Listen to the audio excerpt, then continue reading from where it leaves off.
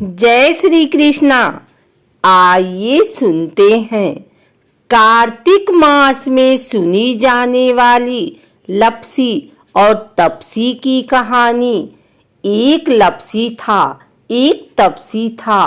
तपसी हमेशा भगवान की तपस्या में लीन रहता था। लप्सी रोजाना 1.25 सेर की लापसी बनाकर भगवान का भोग लगाकर जीम लेता था। एक दिन दोनों लड़ने लगे। तपसी बोला, मैं रोज भगवान की तपस्या करता हूँ, इसलिए मैं बड़ा हूँ। लप्सी बोला, मैं रोज भगवान को 1.25 सेर लापसी का भोग लगाता हूँ, इसलिए मैं बड़ा हूँ। नारद जी वहां से गुजर रहे थे। दोनों को लड़ता देखकर उनसे पूछा कि तुम क्यों लड़ रहे हो। तपसी ने खुद के बड़ा होने का कारण बताया और लप्सी ने अपना कारण बताया। नारद जी बोले, तुम्हारा फैसला मैं कर दूंगा। दूसरे दिन लप्सी और तपसी नहाकर अपनी रोज की भक्ति करने आए तो नारद जी ने छुपकर 1.25 करोड़ की एक एक अंगूठी उन दोनों के आगे रख दी। तपसी की नजर जब अंगूठी पर पड़ी तो उसने चुपचाप अंगूठी उठाकर अपने नीचे दबा ली।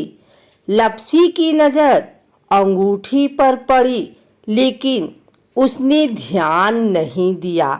भगवान को भोग लगाकर लापसी खाने लगा। नारद जी सामने आए तो दोनों ने पूछा कि कौन बड़ा है, तो नारद जी ने तपसी से खड़ा होने को कहा। वो खड़ा हुआ तो उसके नीचे दबी अंगूठी दिखाई पड़ी।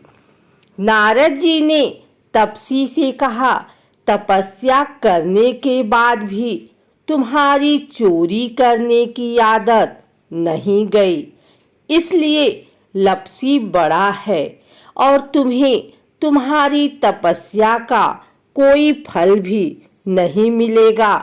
तपसी शर्मिंदा होकर माफी मांगने लगा।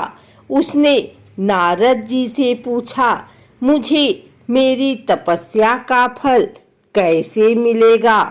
नारद जी ने कहा, यदि कोई गाय और कुत्ते को रोटी नहीं बनाएगा तो फल तुझे मिलेगा।